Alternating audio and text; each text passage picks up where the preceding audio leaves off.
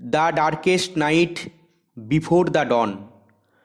ভোরের আলো ফোটার আগে রাত্রিরের সবচেয়ে অন্ধকার মুহূর্ত তৈরি হয়। ঘন গভীর অন্ধকারকে পার করে ভোরের সূর্য নতুন আলো দিয়ে দিনের শুরু করে।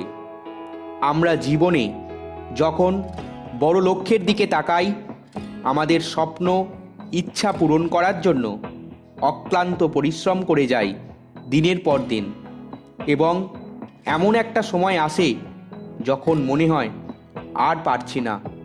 বিপদ আর সমস্যা যেন চারদিক থেকে ঘিরে ধরেছে। কোনোভাবেই কোনো ভালো কিছু হচ্ছে না। চারদিক যেন ঘন অন্ধকার, কোনো পথ দেখা যাচ্ছে না, যেন রাত্রিরের ঘন অন্ধকারের মতোই বিকট।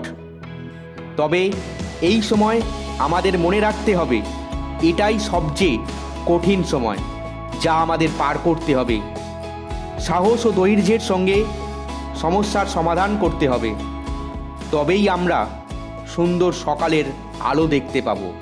মনে রাখতে হবে, এটাই শেষ সবচেয়ে বড় পরীক্ষা।